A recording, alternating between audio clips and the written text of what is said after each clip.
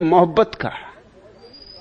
या रब किसी के राजे मोहब्बत की खैर हो, दस्ते जुनू रहे न रहे, आस्ती रहे, जब तक हमारे पास रहे हम नहीं रहे, कुछ इस अदा से आज वो। कबीर ने कहा है, जब तक मैं था वह नहीं। हेरत हेरत हे सखी रहा कबीर हेराई, मगर हेरते हेरते खोजते खोजते वो शुभ घड़ी भी आ गई, पलटू शुभ दिन शुभ घड़ी। कि कबीरा रहा हेरा है, हेरत हेरत हे सखी कबीरा रहा हेराई। और बस फिर इस जगत का सबसे बड़ा अनुभव प्रकट होता है।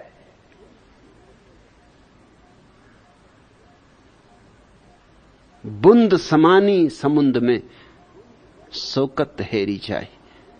नहीं नहीं, कबीर ने फिर बाद में बदल दिया और कहा, समुद्र समाना बूंद में सोकत हेरी जाए। पहले तो कहा था बूंद समानी समुद्र में। पहला वही अनुभव होता है, क्योंकि पहले तो मैं खोता है और तू प्रकट होता है, तो स्वभावतः बूंद खो जाती है और समुद्र प्रकट होता है। तो बूंद समानी समुद्र में, मगर पीछे लौट के पता चलता है कि बात कुछ और थी। समुद्र समाना बूंद में, कि समुद्र ही बूंद में आके उतर गया है।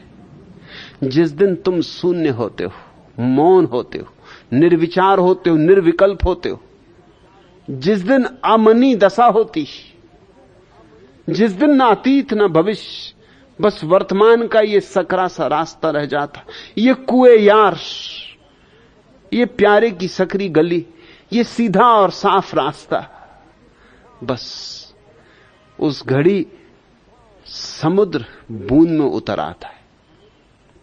चमत्कारों का चमत्कार हो जाता है। क्या इसे पूछने जोशी के पास जाओगे? क्या कोई जोशी बता सकेगा कि कब आएगा वह लगन का क्षण, किस मुहूर्त में मैं प्रभु का स्मरण कर पाऊंगा? नहीं, उससे तो और काम बिगड़ जाएगा, क्योंकि जोशी तो हमेशा कल की बताएगा, परसों की बताएगा और आज से चुका देगा।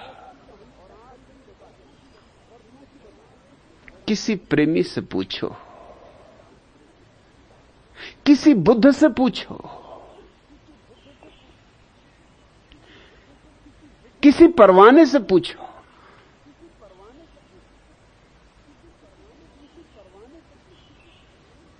देखा है किसी परवाने को नाचते हुए शमा के चारों तरफ? रक्ष देखा है कभी परवाने का? वही भक्त की दशा है।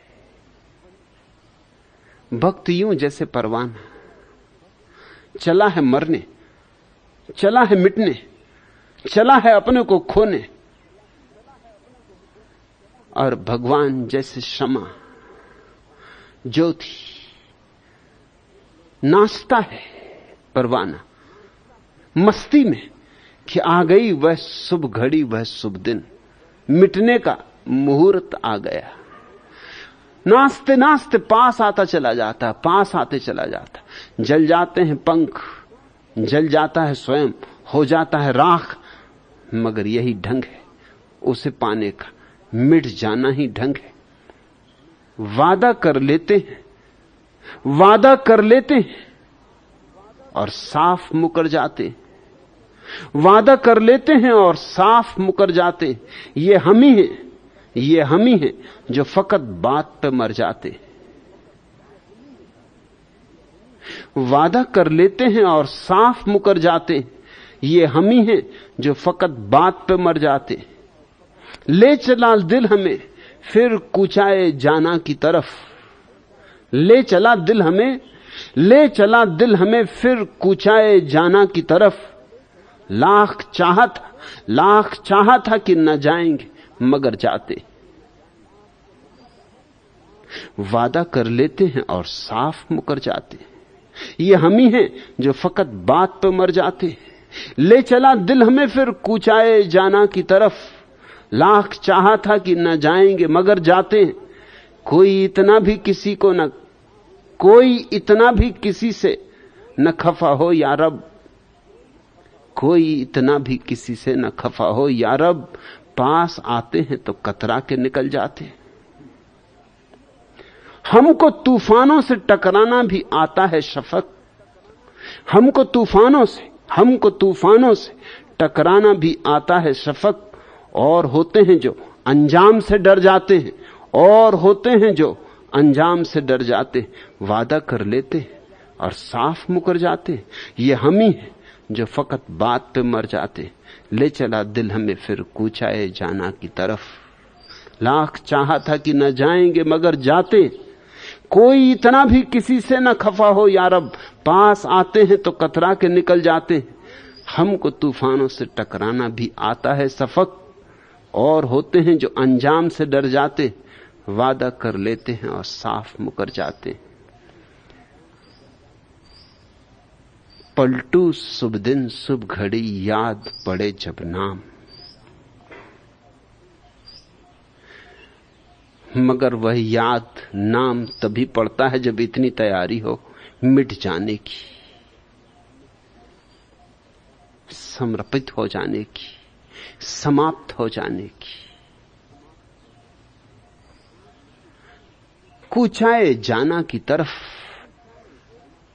आंख भी उठाना खतरे से खाली नहीं। उस परम प्रेमी की तरफ एक कदम भी उठाना, अपनी मौत को अपने हाथ से बुलाना है। ले चला दिल हमें फिर कूचाए जाना की तरफ, मगर अगर दिल की सुनो तो आज ले चले, अभी ले चले, इसी क्षण ले चले। मगर दिल की सुनता कौन? लोग तो खोपड़ी में जीते, लोग तो सिर की ही सुनते, और सिर में कचरा भरा है। सिर में तुम्हारे है ही क्या? शास्त्र होंगे, सिद्धांत होंगे, शब्द होंगे, हिंदू धर्म होगा, इस्लाम धर्म होगा, जैन धर्म होगा, ईसाईयत होगी, लेकिन इससे काम ना चलेगा। ख्याल रहे, नानक सिख नहीं थे और मोहम्मद मुसलमान नहीं थे, और ईसा को ईसाईयत का कोई पता न था, और बुद्ध को बौद्ध होने की खबर भी न थी। ले चला दिल हमें फिर कूचाए जाना की तरफ, लाख चाहा था कि न जाएंगे मगर जाते। सिर तो कहेगा मत जाओ, सिर तो कहेगा किस खतरे में पड़ते हो? अरे क्या आत्मघात करना है? क्या अपने को मिटाना है, बर्बाद करना है? कहां जाते हो? धन की तरफ चलो, पद की तरफ चलो, यह है रास्ता दिल्ली का। दिल्ली चलो, और दिल्ली दूर नहीं है। और तुम कहां चले? दिल कुछ और कहता है, मन कुछ और कहता है। मन तो भरमाता है, मन संसार है, सारा संसार तुम्हारे सिर में और सारा परमात्मा तुम्हारे हृदय में, क्योंकि जहां प्रेम है वहां परमात्मा है। ले चला दिल हमें फिर कूचाए जाना की तरफ, लाख चाहा था कि न जाएंगे मगर जाते। और जिसने दिल की सुनी वो लाख चाहे कि न जाएं मगर जाना ही होता है। और दिल को तूफानों से टकराना आता है। मन तो कायर है, मन तो हिसाब किताब बिठाता है, कौड़ी कौड़ी का हिसाब किताब बिठाता है। मन तो दुकानदार है, मन तो मारवाड़ी। मन तो कहता है 2 पैसे लगाना तो 4 पैसे बचने चाहिए। मन तो कहता है कि देना कम लेना ज्यादा, तभी तो लाभ होगा। मन गणित है, मन चालबाजी, हृदय तो भोला भाला है। हृदय तो देना जानता है, लुटाना जानता है। हृदय सम्राट है, मन भिखारी। हमको तूफानों से टकराना भी आता है शफक, और होते हैं जो अंजाम से डर जाते हैं। और मन तो अंजाम की बात कहेगा, मन तो कहेगा अंजाम सोच लो, परिणाम क्या होंगे। जाते तो हो, लौट पाओगे। जाते हो तो जरूर बच पाओगे। जाते तो हो इस तूफान में, लेकिन कश्ती ये टूटी फूटी, ये जरा जीर्ण, पहुंच पाओगे दूसरे किनारे तक। छोड़ते तो हो ये किनारा सुरक्षित, और किसी अज्ञात की यात्रा पर निकलते हो, होश गंवा रहे हो। जरा समझो, सन को मत, सन की ना बनो, पागल ना बनो। और तुम्हारे सब समझदार तुम्हें यही समझाएंगे।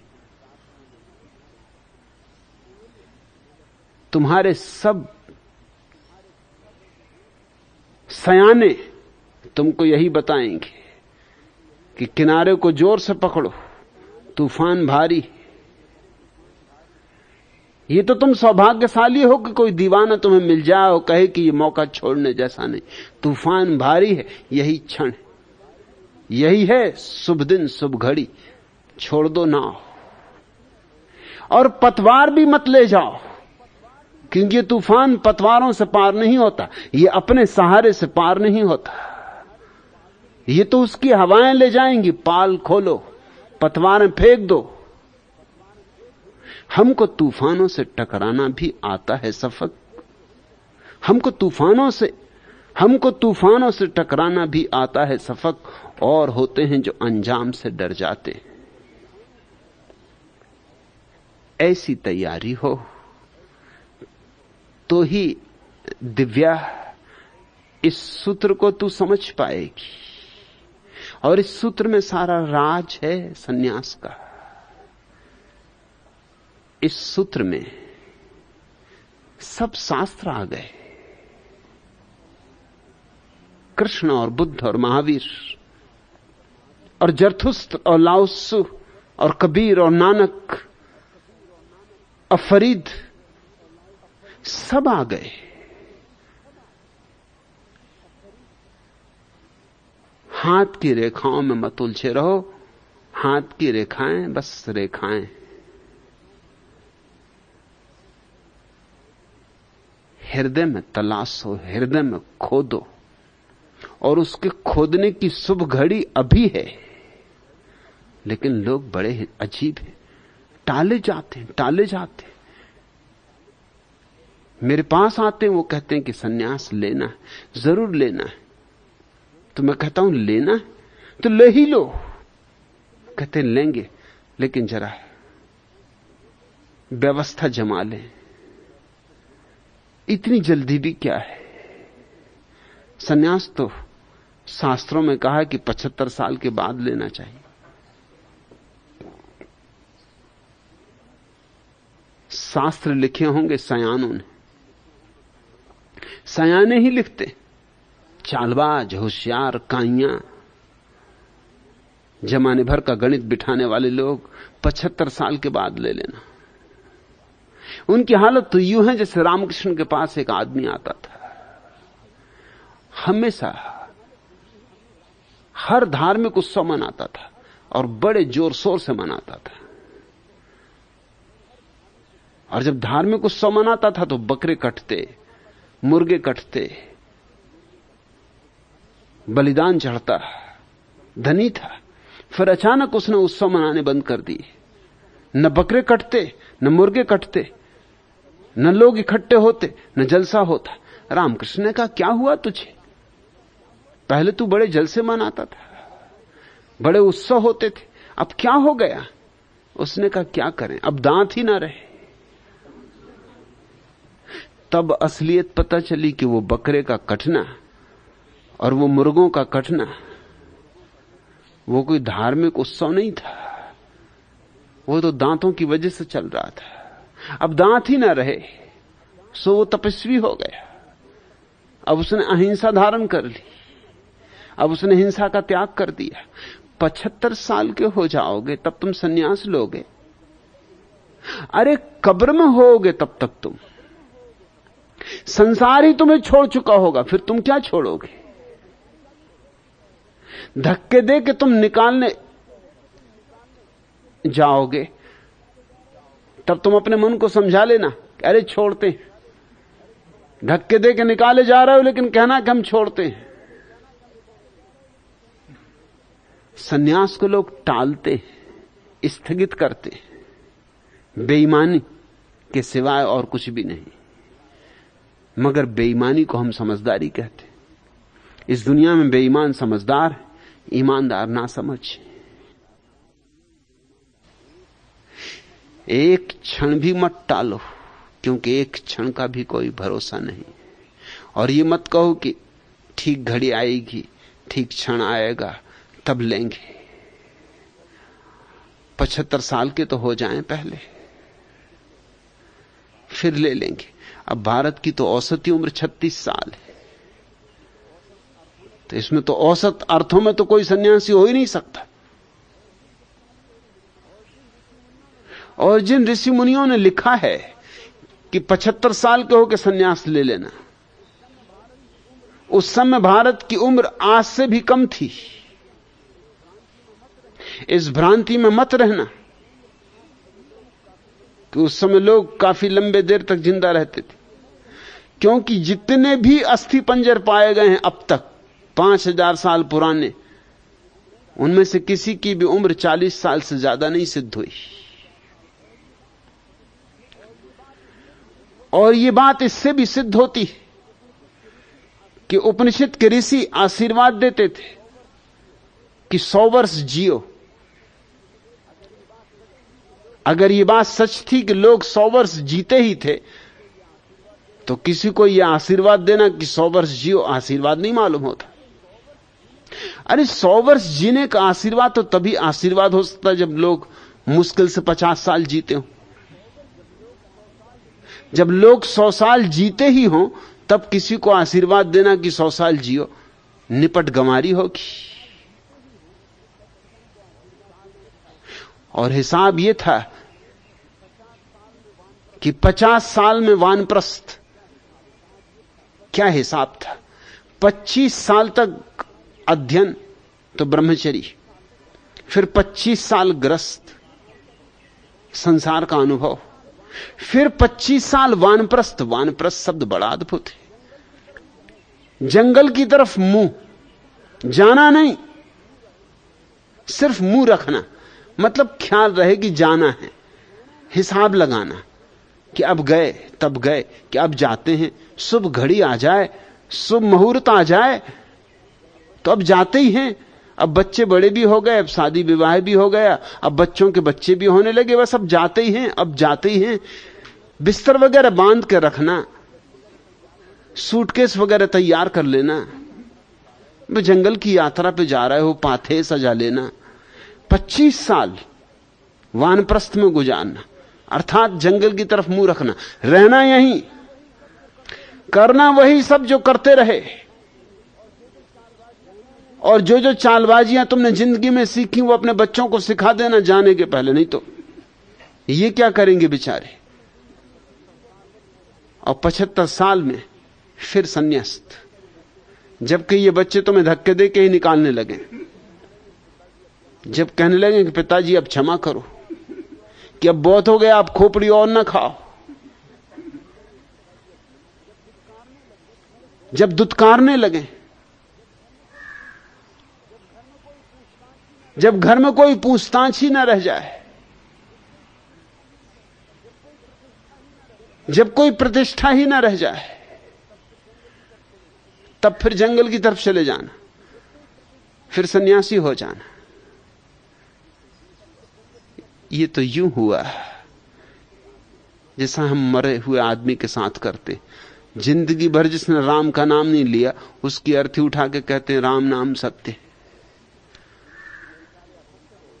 वो बेचारे असत्य हो गए, अब तुम राम नाम सत्य कर रहे हो। अरे राम नाम ही सत्य कहना था तो जिंदा आदमी से कहना था, मगर जिंदा से कहो तो लोग नाराज हो जाते। मैं छोटा विद्यार्थी था जब, तो स्कूल जाते वक्त बीच में एक मंदिर था और उसके जो पुजारी थे वो बड़े प्रसिद्ध थे, बंसी वाले उनका नाम था। और उनकी बड़ी ख्याति थी कि वो बड़े सज्जन, बड़े करुणावान, बड़े दानी, बड़े प्रेमी, बड़े भक्त।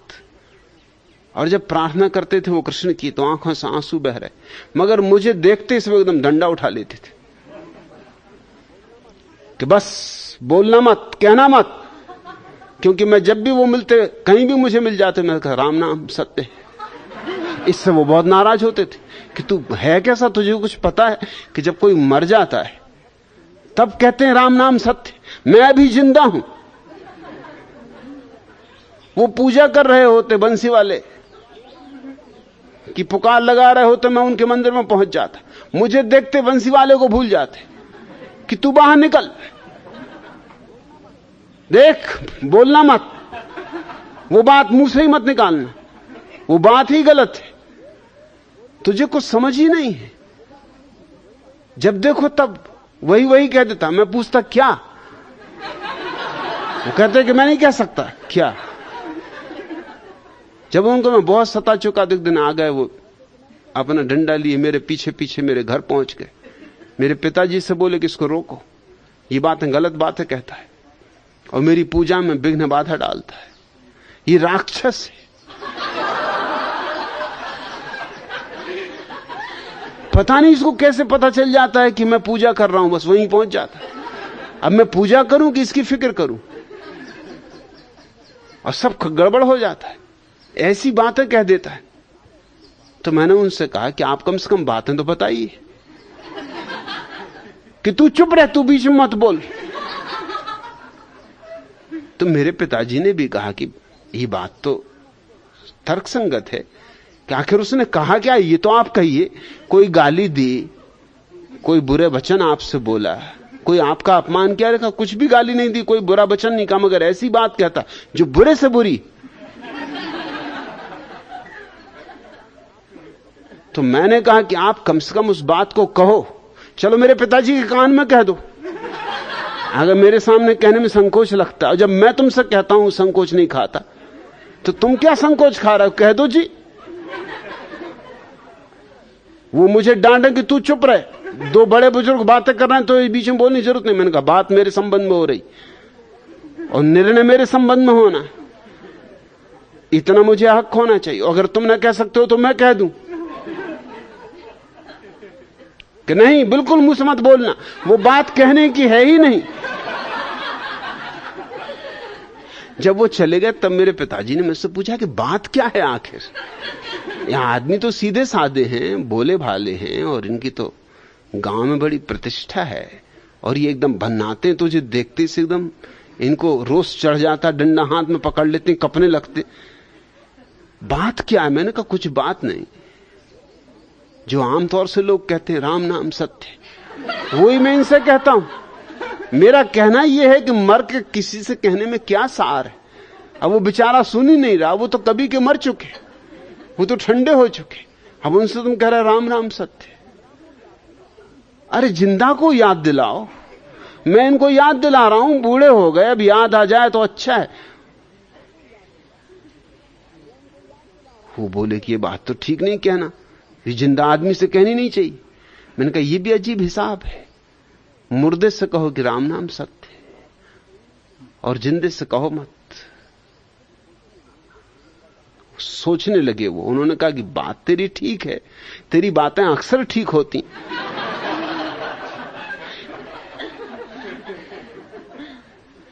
मगर उनमें कुछ ना कुछ गड़बड़ जरूर होती।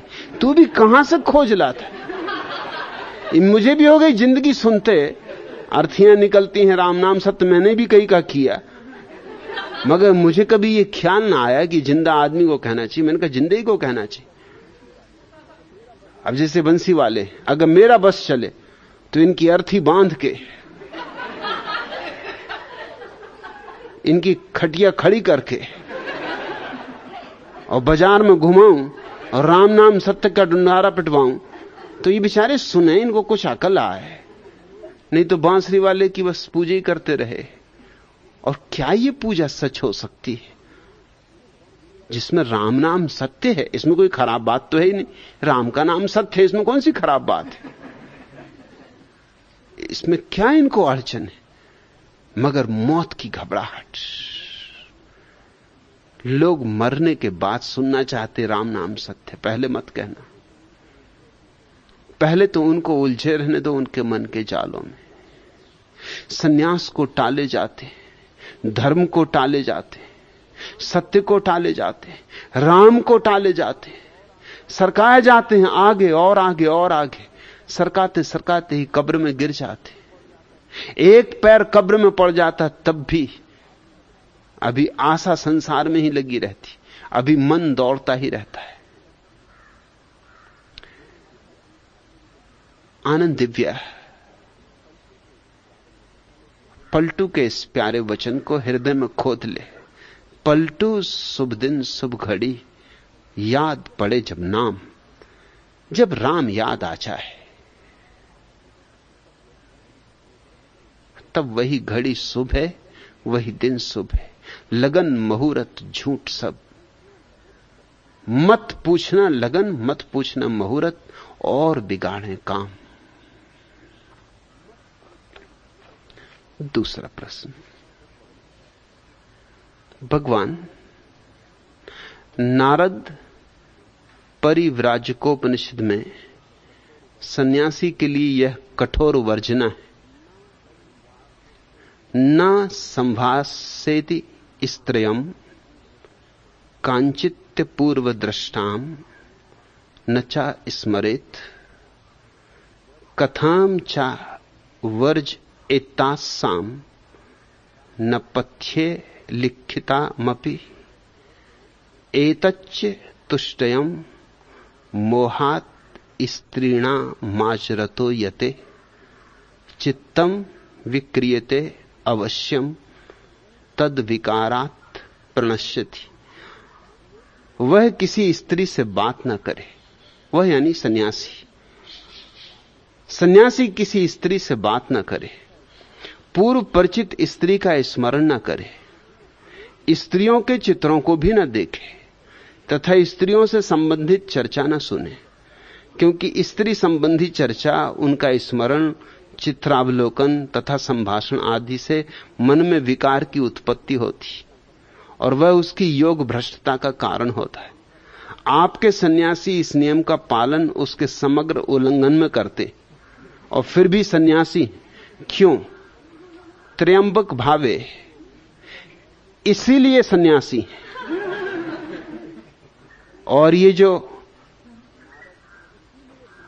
नारद परिव्राजकोपनिषद में सन्यासी की लक्षणा है, यह सन्यासी की लक्षणा नहीं, यह लक्षणा बिल्कुल गलत है। इसी गलती का तो हम परिणाम भोग रहे हैं सारी पृथ्वी पर। यह सड़ी गली मनुष्यता इसी तरह के मूढ़तापूर्ण सिद्धांतों के कारण पैदा हुई है। सुबह ही सुबह आज मैंने जब तुम्हारा प्रश्न देखा तो अखबार उठा के देखे, आज के अखबार तो आए नहीं थे, कल के अखबार थे। तो 3 खबरें थीं अखबारों में, वो तुम्हारे काम पड़ेंगी। और कहीं नारद जी मिल जाएं तो उनको भी बता देना। पहली खबर थी अमेरिका के एक ईसाई संप्रदाय के संबंध में, उसके प्रमुख की गिरफ्तारी की। यह संप्रदाय कठोर ब्रह्मचर्यवादी है। इस संप्रदाय की धारणा स्त्रियों के बिल्कुल विपरीत है। यह संप्रदाय विवाह को स्वीकार नहीं करता। यह संप्रदाय मानता है कि धार्मिक व्यक्ति को अविवाहित ही रहना चाहिए। इस संप्रदाय के लाखों अनुयायी हैं। इस संप्रदाय के प्रमुख की गिरफ्तारी कल हुई और गिरफ्तारी का कारण यह है कि उनका संबंध उनकी स्वयं की 6 सेक्रेटरियों से था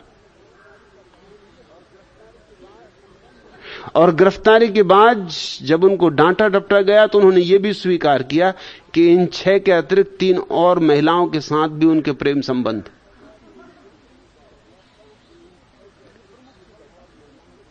यह प्रमुख की दशा है, बाकी की तुम समझ लेना।